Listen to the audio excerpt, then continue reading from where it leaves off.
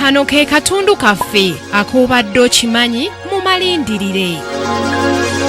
Ng'omukwano n'enkolagana ey'omuggundu ezimbiddwa wakati wa Kabaka n'Oweekitiibwa Charles Peter Mayiga mu 1993 ng'obufuzi obw'ensikirano buddizibwawo mu Buganda. Charles Peter Mayiga yalondebwa okubeera minisita wa Buganda eyali avunaanyizibwa ku by'amawulire. Ekifo kino yakikulungulamu emyaka egiwera era ng'ali mu buweereza buno bingi Obwakabaka bwa Buganda bye bwayitamu nga muno mwe mwali n'okutulugunyizibwa.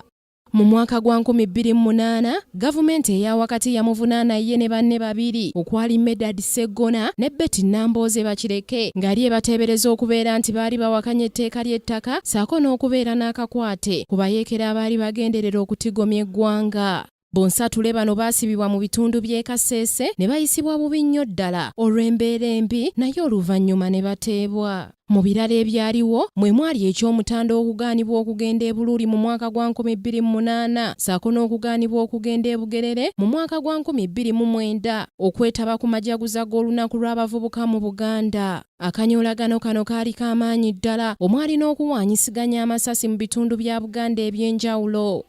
Oweekitiibwa Charles Peter Mayiga yavumirirwa ekikolwa kino era nga n'ebyavaamu tebyali birungi n'akamu ku ludda lwabwe omwali n'okuggalawo emikutu gy'amawulire egimu olw'ebigambibwa mbu gyali gikuma omuliro mu bantu. Tuba tuli awo mu mwaka gwa 2010 ng'ekyobulambuzi ekisinga okuba eky'omuwendo mu Buganda nga ge Masiro gaakwata omuliro amawulire agaasaanikira ensi yonna. Mayiga y'omu ku bantu abaakulemberamu kaweefube w'okunoonyereza ku muliro guno wa gye gwava.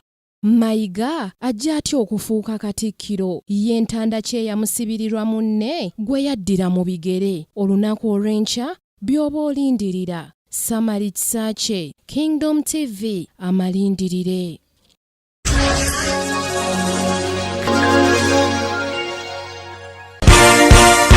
This is Kingdom TV.